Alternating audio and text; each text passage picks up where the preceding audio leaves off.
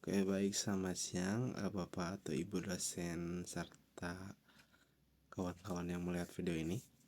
Hari ini saya akan mempresentasikan hasil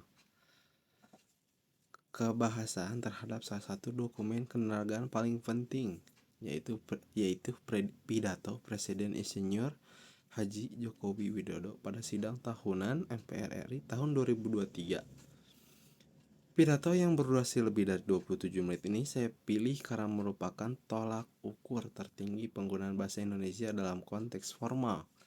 Kenegaraan menuntut ragam bahasa baku atau resmi, sehingga sangat ideal untuk menguji kesesuaian dengan kaidah. Pertama, mari kita telaah diksi atau pilihan kata.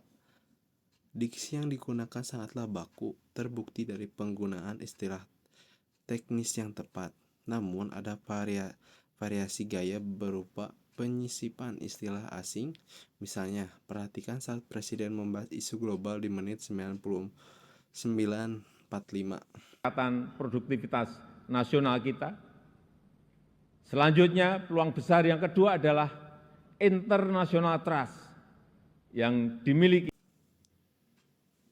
Beliau menyebut international trust. Meskipun secara kaidah murni, ini bisa diperdebatkan dalam retorika politik. Hal ini berfungsi sebagai penekanan isu global. Unsur menarik lainnya adalah penggunaan kata non-formal sebagai metafora, seperti istilah Pak Lurah di menit 3. Setiap ditanya capres dan cawapresnya, jawabannya belum ada arahan Pak Lurah. Ini adalah taktik retoris untuk mencairkan suasana dan menunjuk kedekatan yang merupakan penyimpangan minor yang diperbolehkan demi efektivitas komunikasi. Selanjutnya, kita beranjak ke tata bahasa, sintaksis, dan morfologi. Analisis menunjukkan bahwa kalimat-kalimatnya efektif dan sesuai kaidah.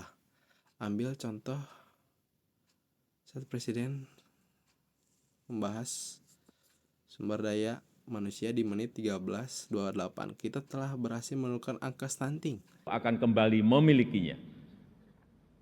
Sehingga strategi pertama untuk memanfaatkan kesempatan ini adalah mempersiapkan sumber daya manusia Indonesia. Kita telah berhasil menurunkan angka stunting menjadi 21,6% di 2022 dari angka sebelumnya 37%. Menaikkan indeks pembangunan manusia menjadi 72,9 di 2022. Menaikkan. Kalimat ini jelas memiliki subjek kita, predikat telah berhasil menurunkan, dan objek angka stunting yang utuh. Selain itu, penggunaan imbuhan terbukti saat sangat tertib di seluruh pidato morfologi. Untuk memberikan bukti nyata atas analisis kelisanan, saya akan memutarkan klip singkat dari menit 9 sampai 9:30 detik saat Presiden membahas bonus demografi. Dari klip ini Muliakan.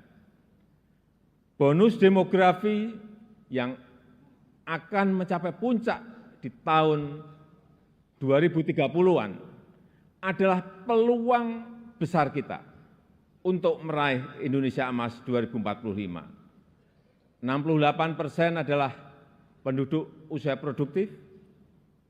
Disinilah kunci peningkatan. perhatikan aspek lafal dan intonasi.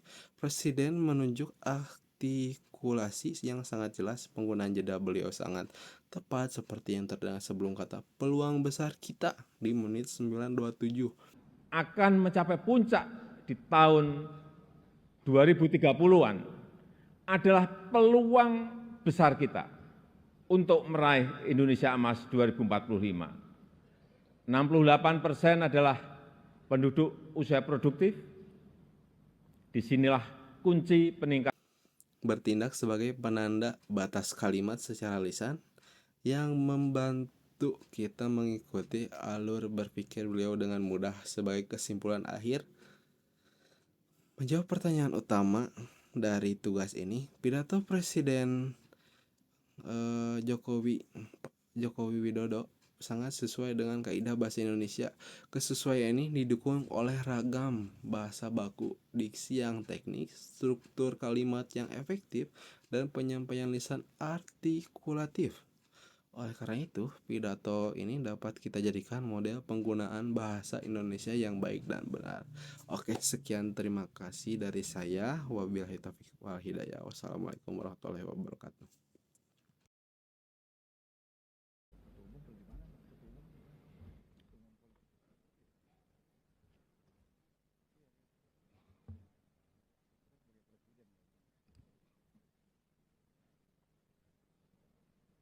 Bismillahirrahmanirrahim. Assalamualaikum warahmatullahi wabarakatuh. Selamat pagi, salam sejahtera bagi kita semuanya.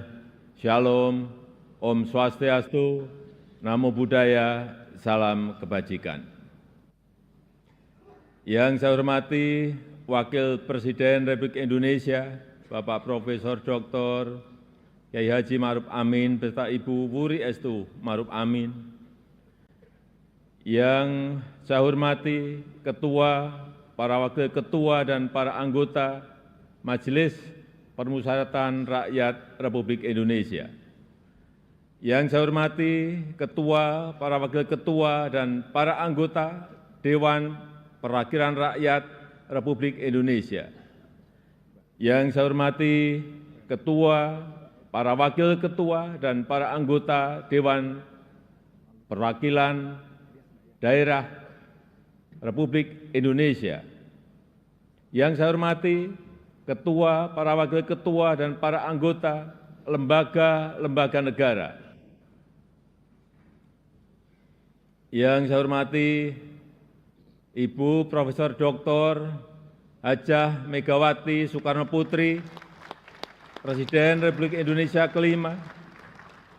Yang saya hormati Bapak Jenderal TNI Tri Sutrisno dan Bapak Dr.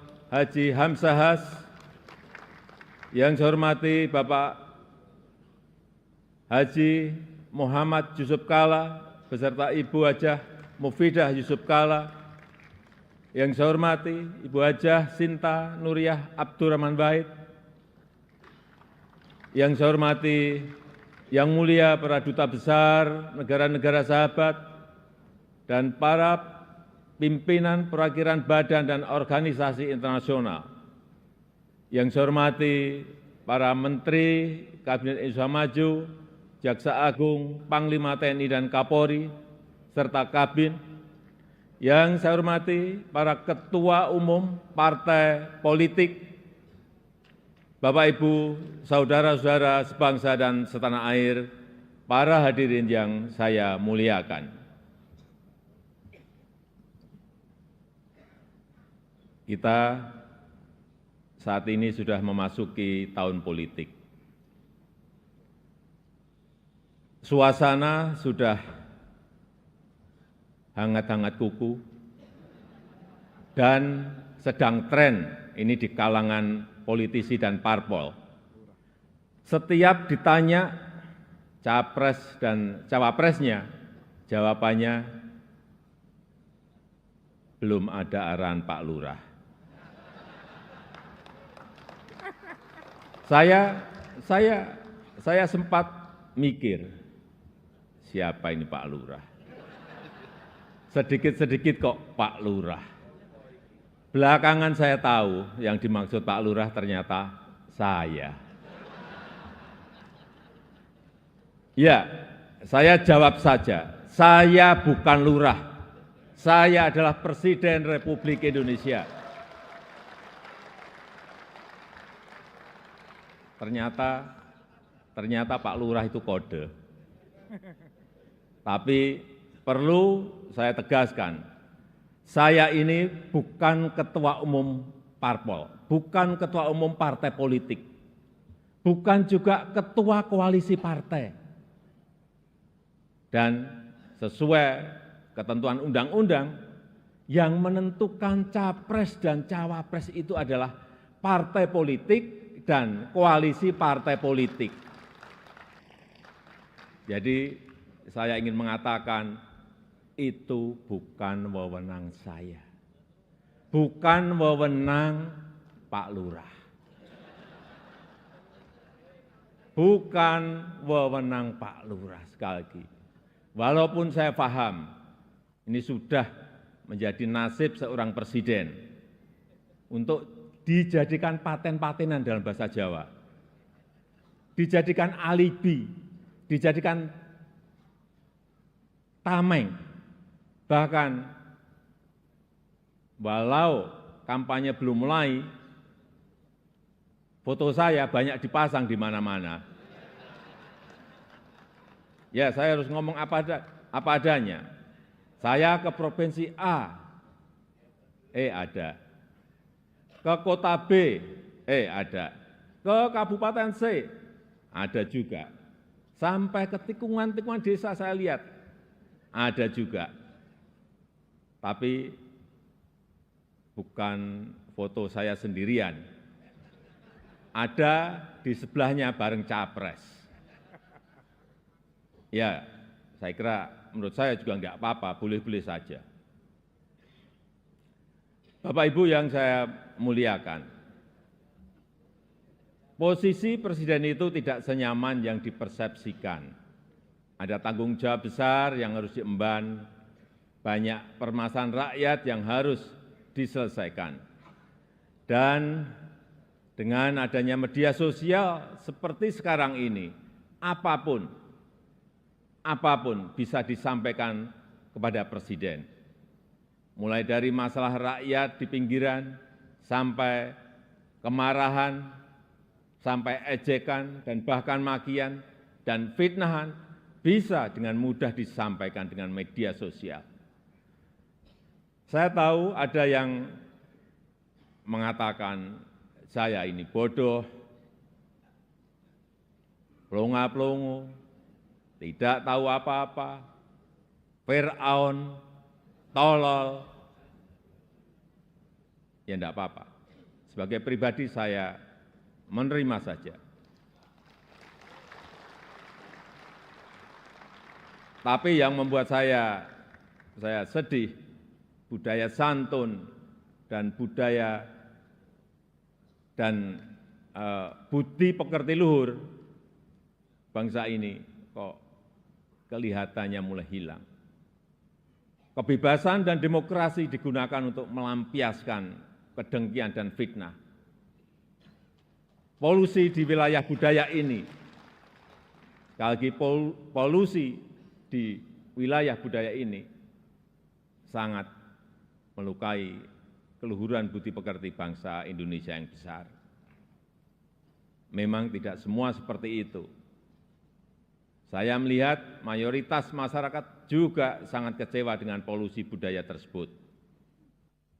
Cacian dan makian yang ada justru membangunkan nurani kita semua, nurani bangsa untuk bersatu menjaga moralitas ruang publik, bersatu menjaga mentalitas masyarakat, sehingga kita bisa tetap melangkah maju, menjalankan transformasi bangsa menuju Indonesia maju, menuju Indonesia emas 2045. Ini yang bolak-balik saya sampaikan di setiap kesempatan, bahwa Indonesia saat ini punya peluang besar untuk meraih Indonesia emas di 2045, meraih posisi jadi 5 besar kekuatan ekonomi dunia. Kita punya kesempatan, dan tidak hanya peluangnya saja, tetapi strategi meraihnya sudah ada, sudah dirumuskan. Tinggal apakah kita mau memfokuskan energi kita untuk bergerak maju, atau justru membuang energi kita untuk hal-hal yang tidak produktif, yang memecah belah, bahkan yang membuat kita melangkah mundur. Bapak, Ibu, saudara-saudara sebangsa dan setanah air, para hadirin yang saya muliakan. Bonus demografi yang akan mencapai puncak di tahun 2030-an adalah peluang besar kita untuk meraih Indonesia Emas 2045. 68% adalah penduduk usia produktif. Disinilah kunci peningkatan produktivitas nasional kita. Selanjutnya, peluang besar yang kedua adalah international trust yang dimiliki Indonesia saat ini, yang dibangun bukan sekedar melalui gimmick dan retorika semata, melainkan melalui sebuah peran dan bukti nyata keberanian Indonesia dalam bersikap.